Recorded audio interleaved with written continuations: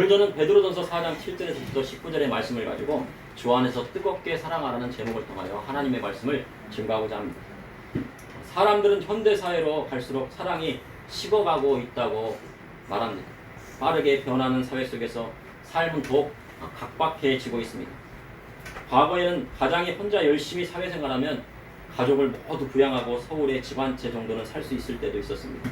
그러나 사회가 발전하고 경제적인 성장이 이루어졌지만 직장 생활을 하며 평생을 벌어도 서울에 집 사기가 어려운 시대가 되었습니다. 그리고 집을 사더라도 은행에다가 절반은 빚을 내야만이 살 수가 있습니다. 그러니 과거보다는 더 그 삶이 가난해졌다고 할 수 있습니다. 젊은이들도 취업하기가 힘들고 취업해도 돈을 모을 수 없는 시대가 되어가니 결혼하는 것도 포기하고 사랑하는 것도 힘들다고 말합니다. 너무 준비가 된 것이 없다고 말합니다. 그럼 왜 세상에 가난이 오는 것일까? 이는 사랑이 식어졌기 때문입니다. 과거 60년대, 70년대에는 시골에서 서울에 올라와 미신 공장에서 취직하고 양장점에 취직해서 돈을 버는 때가 있었습니다. 학교도 제대로 나오지 못하고 고등학교만 나와도 대단한 학력의 소유자입니다. 그래도 월급 받는 것 아끼고 밥 먹는 것도 제때 못 먹고 국수로 끼니를 때우며 돈을 벌어 고향에 있는 부모님에게 다 보내드리고 그 돈으로 동생이 학교 다니고 오빠 등록금을 대는데 다 썼다고 합니다. 그러니 자기 쓸 돈은 얼마 되지 않았다고 합니다. 그리고 부모님이 시집 가라 하면은 사진 한 장 딱 보고 어떻게 합니까? 네, 그 시집 가는 거예요. 직접 보는 것도 아니고 사진 한 장 딱 보고 시집을 갔다가 그리고 남편과 함께 결혼하여 평생을 한 가정에서 열심히 가정을 꾸리고 자식들을 키워 성공시켰습니다. 이는 뜨거운 사랑이 없으면 할 수 없는 것입니다.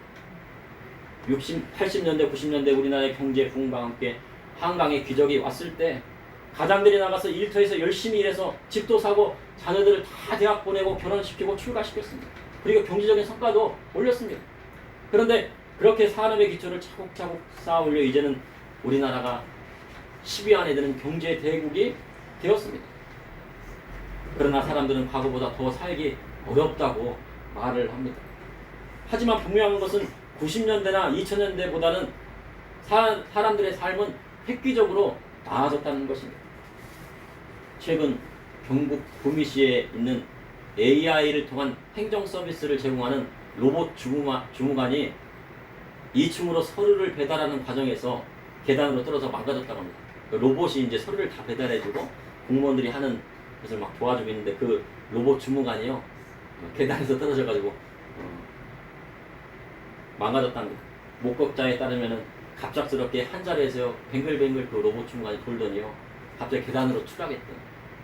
그래서 한간에는 이 로봇 주무관이 너무 업무에 스트레스를 받아가지고 스스로 계단 밑으로 떨어진 것이 아니냐는 목소리가 나오고 있습니다. 웃지 못할 목소리가 나오고 있습니다. 앞으로의 시대는 AI와 로봇이 4차 산업혁명 시대를 주도하게 될 것입니다. 그에 따라 반도체나 전기의 수요도 늘어날 것으로 예측하고 있습니다. 분명 지금 시대는요 과거보다 더 잘 사는 시대가 되었습니다. 로봇이 이제 앞으로는 어르신들의 가정일들을 막 도와주고 행정 서비스도 하고 그런 시대가 왔다는 겁니다. 가정마다 전자제품이 없는 것이 없습니다. TV, 에어컨, 냉장고가 다 있습니다. 그리고 냉장고에는 먹을 것이 넘쳐납니다. 현대사회는 먹을 것이 없어서 병이 나는 것이 아니라 너무 많이 먹어서 병이 나는 시대가 되었습니다. 그러나 사람들은 자신을 어떻게 생각합니까? 가난하다고 생각합니다. 이는 원인이 뭡니까? 마음 가운데 사랑이 식어버렸어요. 그 마음의 문제라는 거죠. 오늘 본문을 보니 사도 베드로가 만물의 마지막이 가까이 왔다고 말씀하고 있습니다. 그리고 말세를 사는 성도들에게 뜨겁게 사랑하라고 하셨습니다. 뜨겁게 사랑. 그냥 사랑하는 한 것도 아니고 뜨겁게 사랑. 이를 통해 이 시대를 살아가는 저와 우리 성도님에게 하시는 하나님의 말씀은 무엇인지 여러분과 함께 은혜를 나누고자 합니다. 첫째, 만물의 마지막에 가까울수록 하나님을 뜨겁게 사랑해야 됩니다. 베드로전서 4장 7절에 만물의 마지막에 가까워했으니 그러므로 너희는 정신을 차리고 근신하여 기도하라. 만물의 마지막이라는요 쉽게 말하면 우리가 잘 알고 있는 말세를 뜻하는 것입니다. 말세는 언제부터 언제까지입니다. 예수님께서 부활 승천하신 다음부터 예수 재림의 주님이 다시 오실 때까지 그 기간을 말세라고 하는 것입니다. 재림의 주님이 다시 오실 때 이 땅은 하나님의 심판을 받으며 7년 대환란을 통해 모든 만물이 마지막을 맞이하게 될 것입니다. 요한계시록 16장 3절을 보면 둘째 천사가 그 대접을 바다에 쏟음에 바다가 곧 죽은 자의 피같이 되니 바다 가운데 모든 생물이 죽더라. 셋째 천사가 그 대접을 강과 물 근원에 쏟음에 피가 되더라. 7년 대환란의 대재앙 때는요, 바다와 강과 물이 어떻게 됩니까? 그 속에 있는 생물들이 다 죽게 된다고 합니다. 그럼 얼마나 죽을까요? 스가랴서 13장 8절에 보면요, 여호와가 말하노라 이 온 땅의 3분의 2는 멸망하고 3분의 1은 거기에 남으리니 내가 그 3분의 1은 불 가운데 던져 은같이 연단하며 금같이 시험할 것이라. 그들이 내 이름을 부르리니 내가 들을 것이며 나는 말하기를 이 백성이라 할 것이요 그들은 말하기를 여호와는 내 하나님이시라 하리라. 만물의 마지막 때가 오면은요, 주님 재림의 때가 오게 되면 몇 분의 몇이 죽는다고요? 3분의 2가 죽는다는 거예요. 바다의 3분의 2가 생물들이 다 죽게 된다는 거예요. 지금 뭐 석화 현상이 일어나고 바다 온난화 현상이 그거는 뭐 둘째치고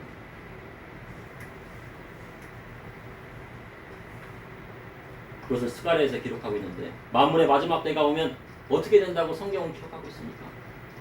마태복음 10장 21절에 장차 형제가 형제를 아버지가 자식을 죽는 데 내어주며 자식들의 부모를 대적하여 죽게 하리라고 우리 주님 말씀하셨습니다. 세상에 사랑이 식어지면 어떻게 됩니까? 급기야 형제가 형제를 대적해요. 아버지가 자식을 죽는 데 내어주고 자식들이 부모를 대적한다고 말씀하고 있습니다. 예수 믿는 것 때문에 핍박이 오는 시대가 오게 되는 것입니다. 또 그리고 주님께서 35절에 내가 온 것은 사람이 그 아버지와 딸이 어머니와 며느리가 시어머니와 불화하게 하려 함이니 사람의 원수가 자기 집 식구라. 그 집 식구에 누가 있다고요? 원수가 있다고 합니다. 그만큼 세상에 사랑이 식어지는 때가 바로 말세의 현상입니다.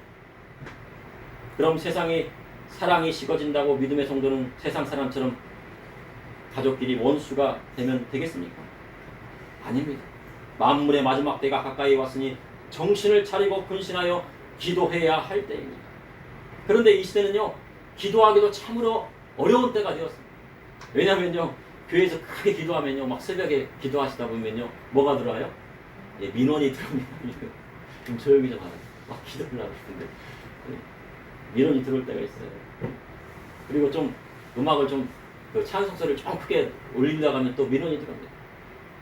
그리고 기도를 방해하는 많은 요소들이 있어요. 대부분 스마트폰이 있어서 스마트보기에 바쁩니다. 예배 시간에도요, 스마트폰을 한번 봐야 돼요. 왜냐하면 또 문자가 왔나, 카톡이 왔나. 그러니 기도가 어려운 때입니다. 그리고 어린 세대는 더 그렇습니다. TV에요, 재미있는 드라마나 스포츠 경기가 있어요. 기도하는 것보다 그것을 보는 것을 더 좋아합니다.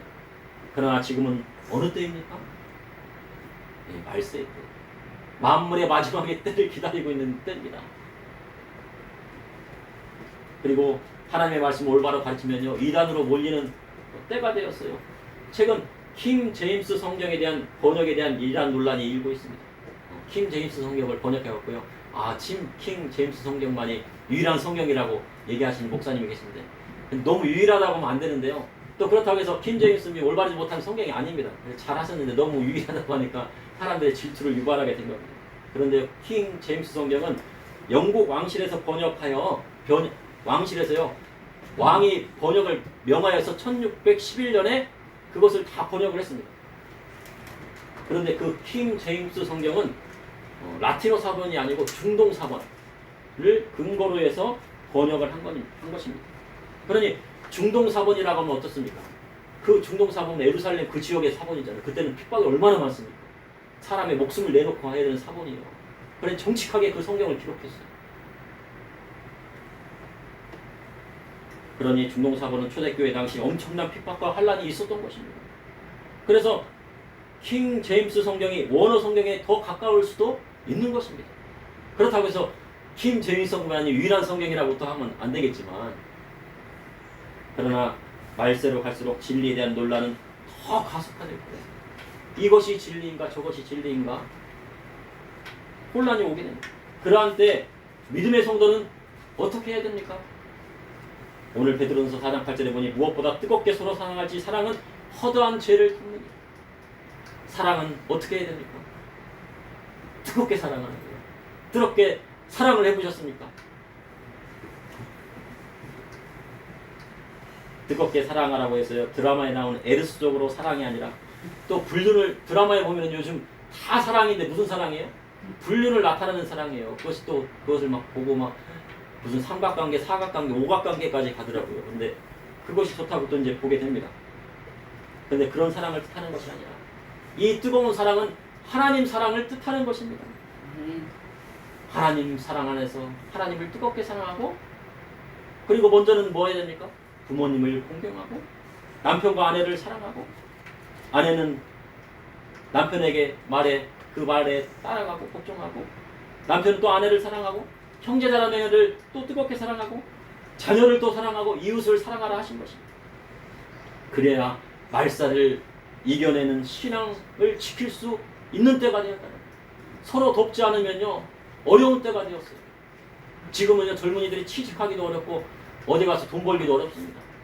돈 조금 벌어갖고요 그거 모아갖고 집 살려면 집도 못 사요. 40년을 벌어도 못 산다는 거예요. 그러니 형제끼리 서로 돕지 않으면 지금은 살아갈 수가 없습니다. 가족끼리 협력하지 못하면 서로 살아갈 수가 없는 것입니다. 그런데 60년대, 70년대, 80년대, 90년대는 어떻게 했다는 거예요? 그때는요 서로 돕고 살았어요. 그런데 지금은 각자 살자고 합니다. 그러니 어려움을 이겨낼 수 없는 때가 됐습니다. 세상이 부모를 버릴 때 믿음의 성도는 더 부모님을 공경하고 세상이 자식을 버릴 때 믿음의 성도는 더 자식을 사랑하고 세상이 이웃을 돌보지 않을 때 믿음의 성도는 더 관심을 가지고 이웃을 내 몸과 같이 사랑하라 하신 것이 주님 말씀인 것입니다. 그럼 왜 이렇게 뜨겁게 사랑해야 됩니까? 왜 뜨겁게 사랑하라 하셨어요? 사랑은 허다한 죄를 덮기 때문입니다. 예수님께서 십자가에 달려 돌아가심으로 말미암아 우리의 죄가 어떻게 됐어요? 씻음받고 덮어지고 사함받았어요.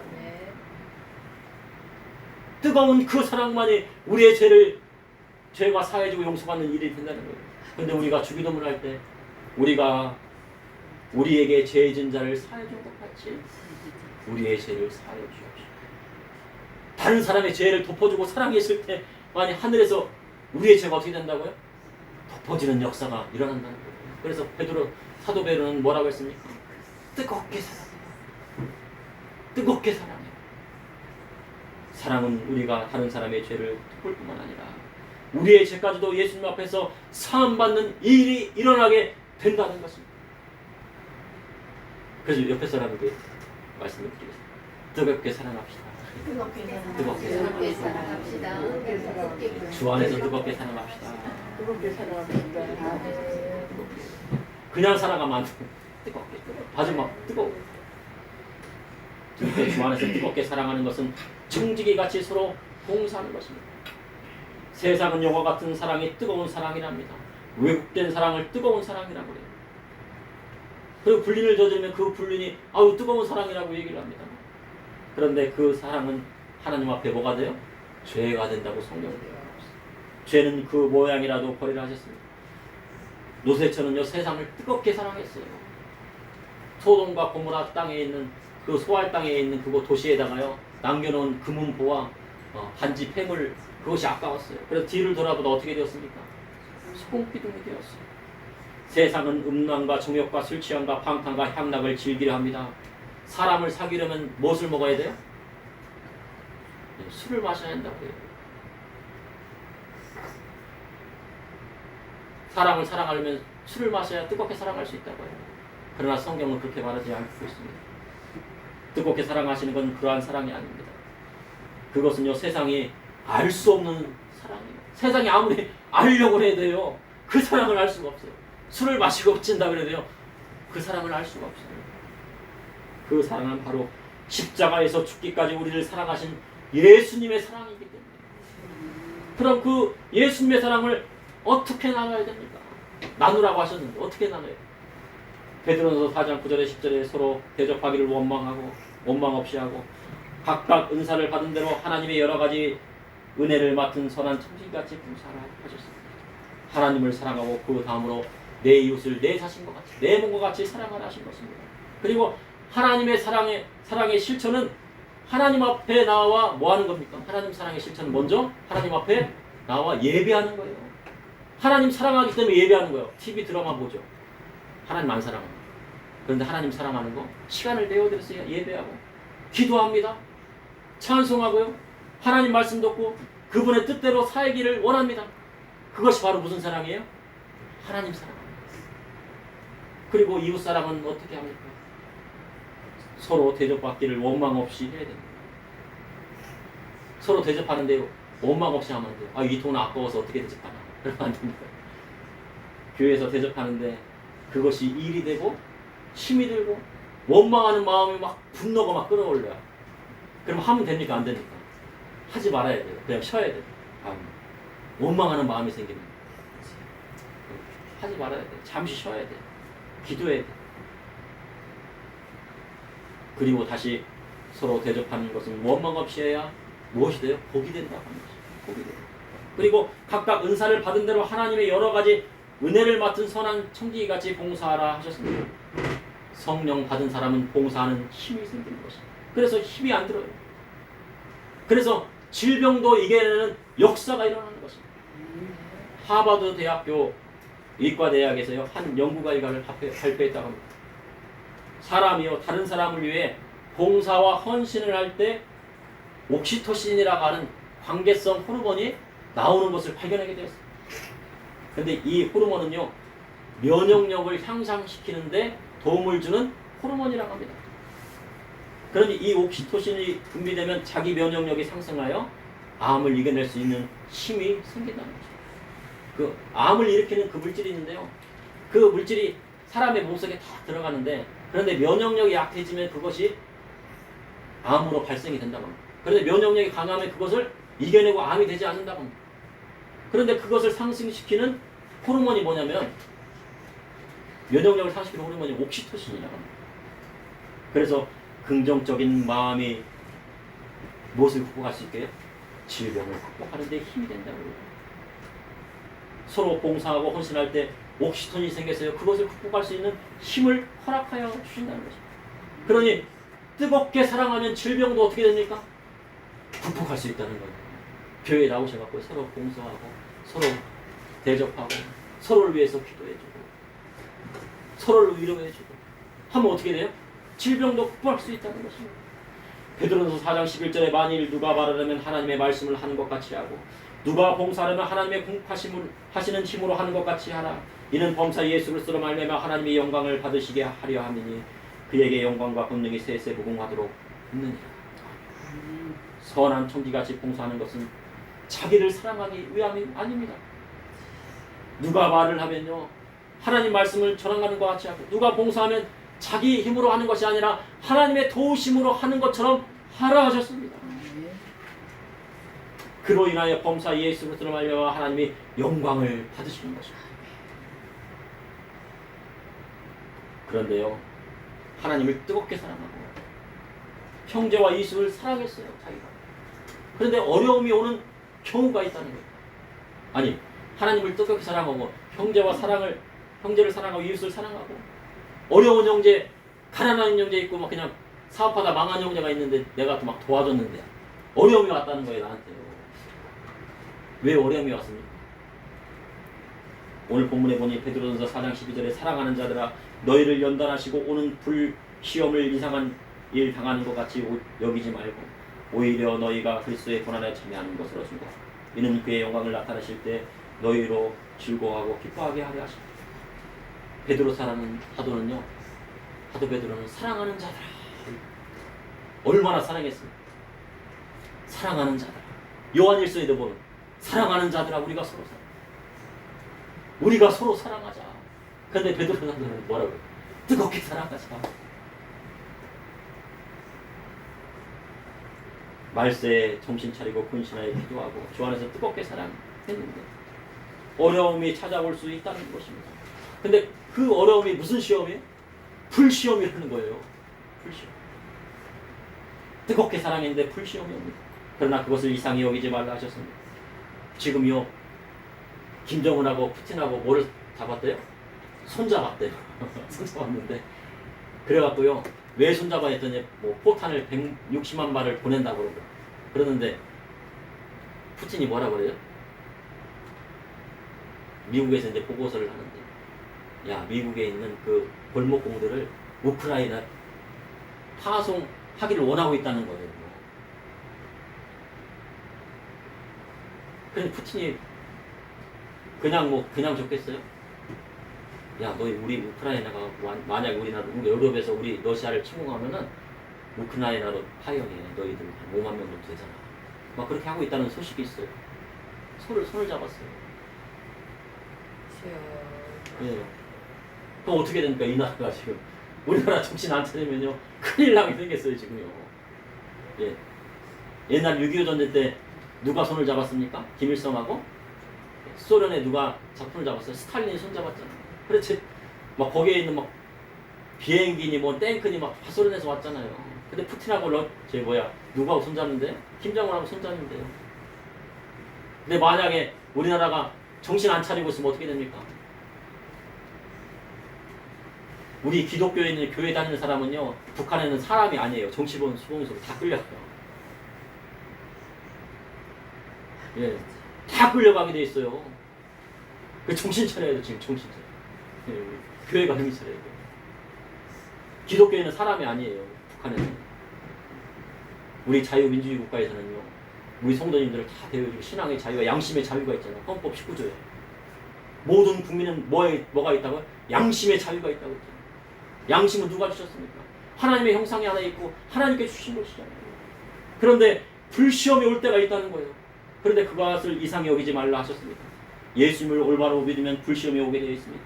예수님의 뜻대로 살면 불시험이 오게 되는데 그때 그리스도의 고난에 참여하게 되는 것을 즐거워하셨습니다. 그리스도의 이름으로 치욕을 당할 때 복이 임하고 하나님의 영의 성령에 충만하게 되는 때가 오게 된다는 것입니다. 셋째, 주 안에서 뜨겁게 사랑하는 것은 그리스도의 복음의 말씀대로 살아내는 것입니다. 베드로전서 4장 15절에 너희 중에 누구든지 살인이나 도둑질이나 악행이나 남의 일을 간섭하는 자로 고난받지 말려니와. 고난에도요 여러 종류가 있다는 거예요. 자기 잘못으로 고난받는 경우도 있고 주님을 위하여서 고난받는 경우가 있는데 자기 잘못 때문에 고난받으면요 당연한 거예요. 살인을 저질렀으면 성경은 어떻게 해요? 죽여라. 그런데 우리는 어떻게 해요? 살인을 저질면 감옥에 가는 것은 당연한 것이고 그리고 도둑질해서 어려움을 당하면 당연한 거니까 당연하지 않은 것입니다. 당연한 것입니다. 도둑질하면은 성경에 뭐라고 말씀하고 있습니까? 2배를 갚아라. 3천만 원 도둑질했으면 6천만 원 받을 건데 그 집에 가서 종노릇 해라. 한 거예요. 그런데 우리나라 법은 어떻습니까? 1년 살다 오면 끝이야. 안 갚아도 돼. 그러잖아요. 법이 잘못된 거예요. 성경 뭐라고요? 2배를 갚을 때까지 그곳에 가서 종노릇 해라. 성경이에요. 그리고 악행을 해서 고난받으면 당연한 일입니다. 남의 아내 탐하고 간음해서 고난받으면 자기 재산이라도 절반을 내놔야 돼. 1조 얼마를 내놨다고요? 1조 3,800억을 내놔야 돼. 당연한 일. 그리고 부모님 공경하지 않고 도리어 폐를 저질러 고난받으면 이 땅에서 안 되는 것은 당연하다고 성경은 기록하고 있습니다. 미국에서 자기 낳아주신 부모님을 공경하지 않는 문화가 있다고 합니다. 지난번에 말씀드렸는데 한번 더 하겠습니다. 성인이 되어서요 결혼하면요 서로 남남으로 간섭하지 않고 살다가 부모님이 돌아가실 때쯤 되면 미국에 있는 아들이나 딸이 부모 돌아가신 다음에 이제 찾는다고 하는 거예요. 그리고 부모님이 아프시면 자식들이 돌보지 않는다고 합니다. 우리나라 사람이 아니고 미국 사람들. 아빠가 자식들에게 야 너 내 엄마 아픈데 너희들은 왜 찾아오지 않고 돌보지도 않냐 그랬더니 아니 그랬더니 아빠가 돌봐야지. 엄마는 누구예요? 아빠의 와이프잖아. 우리는 상관없어. 아빠가 돌봐야지. 남편이 아빠가 아프면 누가 돌보라고요? 엄마가 돌봐야지 왜 우리가 돌봐. 그러면서요 병원비도 안 되는 거예요.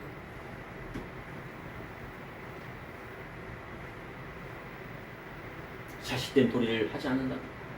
기독교 나라도 그렇다는 거예요. 그리고 아빠가 새아빠를 들여서 재혼을 하면요 친엄마가 있어도요 새엄마한테 뭐라고 그래요? 친엄마보다 새엄마를 잘 따른다. 새엄마한테 엄마 하면서 잘 따른다는 거예요. 그러다가 친엄마가 월세 50만 원짜리 지하 단칸방에서 몸이 아프고 쓸돈이 없는데 찾아오지도 않고 뭣도 안 한다는 거예요. 돌보지도 않는 게 미국 문화라는 거예요. 그래서 미국에 조기 유학 보내면 안 된다는 겁니다.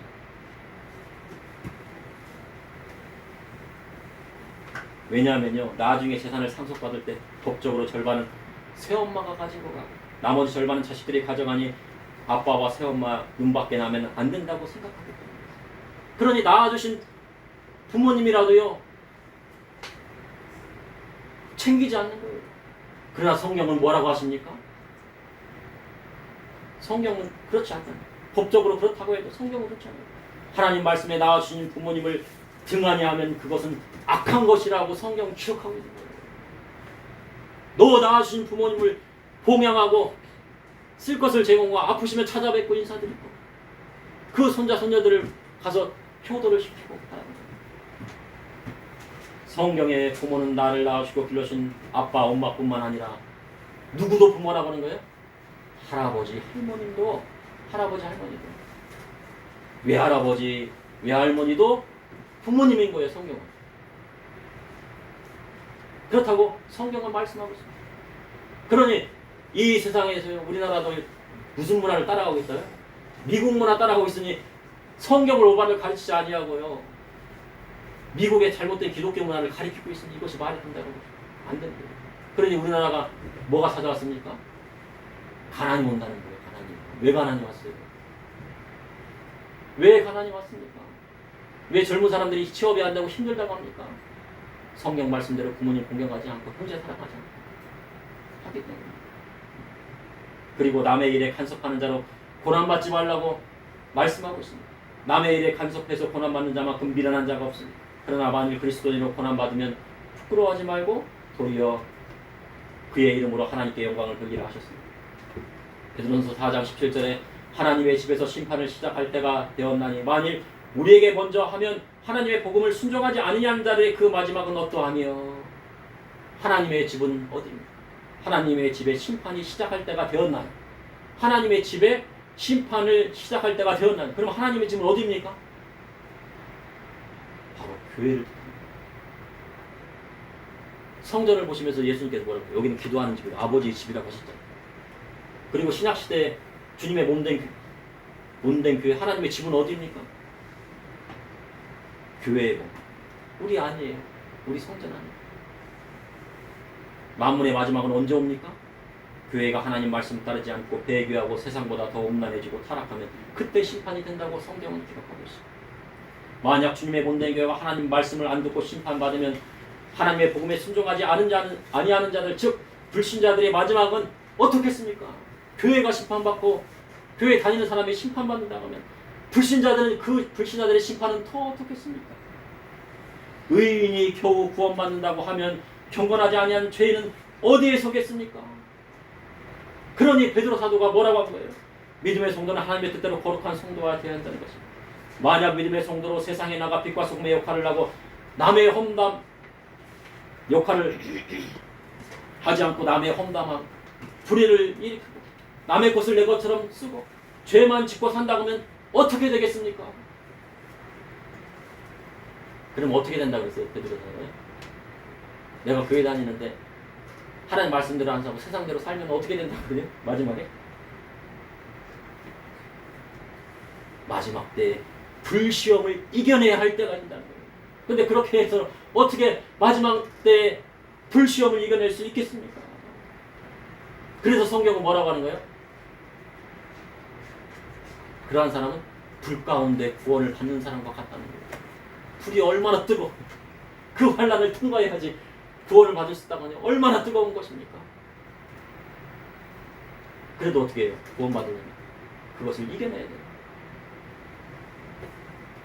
베드로전서 4장 19절에 그러므로 하나님의 뜻대로 고난을 받는 자들은 또 선을 행하는 가운데 그 영혼을 믿으신 창조주께 의탁할지니라.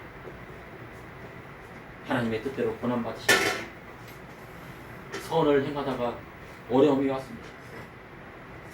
자녀들을 정말 몸이 뼈가 빠지도록 열심히 일해서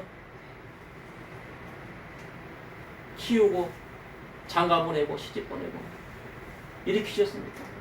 선을 행하셨습니까? 자녀들을 하나님의 말씀대로 양육하고 그 말씀대로 세우기 위해서 열심히 노력하셨습니까? 그리고 고난이 왔습니까? 그리할 때는 어떻게 하라고요? 믿부신 창조주께 위탁하라 하셨습니다. 그리할 때 믿부신 하나님께서 힘을 주시리라고 말씀하고 있습니다.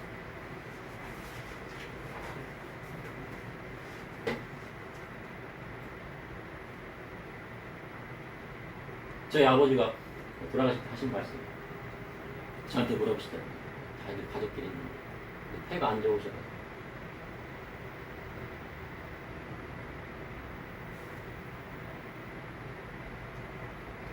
아버지가 물어봤어요. 다른 가족 중에서 나 때문에 내가 잘못해서 이렇게 폐가 아프고 병이 들었다고 하는데 진짜 사실이냐 저한테 물어보시더라고요. 과거에 이제 담배도 태우시고 술도 이제 하셨기 때문에 의사들이 또 그렇게 얘기를 하죠. 과거에 이제 술도 드시고 담배도 많이 태우시니까 이렇게 폐가 안 좋으셔서 했다고 그렇게 하니까 왜 나 때문이냐고 그러시더라고요. 저한테. 그래서 제가 또 말을 못했습니다. 그래서 제가 불을 그래서 지금 생각해 보면요, 나 때문이구나. 아버지가 저렇게 농사 지으시고 그러시면서 어떻게 농사 지으면 그 덤불이 있잖아요. 옛날에 과거에 불 뗐잖아요. 그 연기를 다 자식들 따뜻하게 데우려고 불 떼고 농사 짓고 해갖고 해서 자식들 때문에 그렇게 몸이 아프신 건데 뼈 빠지게 일하셔서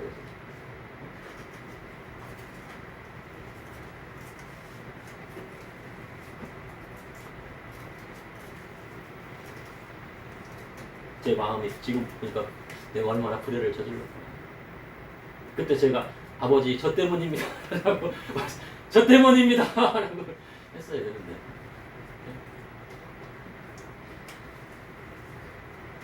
아무리 가족들 중에서 그렇게 얘기하는 사람이 있다고 하더라고요. 의사가 그렇게 얘기한다고 아버지 저 때문입니다.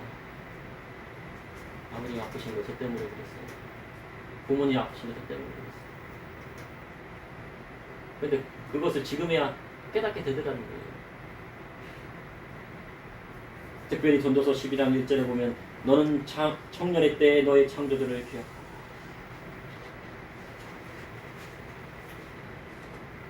너는 청년의 때의 창조들을 너의 창조들을 기억하라.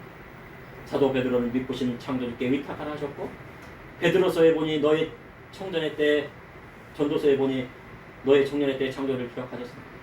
힘이 없고 기력이 없을 때 창조주를 위탁해야 하지만 힘이 있고 조금이라도 기력이 있을 때 더욱 누구를 위탁하라는 거예요? 창조주 하나님을 기억하고 위탁하라 하신 것입니다. 모세의 청년 시절은 언제였습니까? 나이 40이었습니까? 60대였습니까? 저는요 모세의 청년 시절은 80세라고 봅니다. 80에 뭐 했어요? 이스라엘 자손을 이끌고 출애굽을 시켰다. 그런데 하나님이 딱 보시기에 모세를 보기에 청년의 때는 언제예요? 80세였다는 거예요. 80세부터 120세 하나님이 맡겨주신 지도자의 삶을 살았어요. 그러니 언제부터 시작인 거예요? 지금부터 시작. 지금부터 믿부신 창조주를 위탁하고 뜨겁게 사랑할 때는 바로 지금 이 순간이라고 하는 거죠. 그러므로 만물의 마지막에 가까이 올수록 하나님을 뜨겁게 사랑하느라. 주 안에서 뜨겁게 사랑하는 것은 청지기 같이 서로 봉사하는 것입니다. 주 안에서 뜨겁게 사랑한다는 것은 그리스도의 복음의 말씀대로 살아낸다는 것입니다. 잠시 기도하시겠습니다. 사랑해 주님 오늘도 감사합니다. 오늘 말씀처럼 만물의 마지막 때가 올수록 근신하여 기도하고 뜨겁게 사랑하라 하신 그 말씀을 우리 마음 가운데 새겨주시고 먼저는 하나님을 사랑하게 하여 주시고 그리고 내 이웃을 내 자신과 같이 사랑하게 하여 주시고 형제를 사랑하게 하여 주시고 남편과 아내를 사랑하게 하여 주시고 이웃을 사랑하게 특별히 부모님을 더 공경하게 하여 주시고 우도를 공경하게 하여 주시고 하나님의 말씀대로 살아갈 수 있도록 인도하여 주시옵소서. 아버지 하나님 뜨겁게 사랑할 때 주님 질병도 떠나가고 허다한 죄도 덮고 질병도 떠나가는 역사가 있다고 야고보서 5장에 말씀하셨사오니 의인의 간구는 기도하는 능력이 있다고 힘이 있다고 말씀하셨어요. 주여 우리 성도님의 질병도 떠나가게 해주시고 놀라운 기적의 역사들이 일어나는 현장이 되게 하여 주시옵소서. 예수님의 이름으로 기도합니다. 아멘.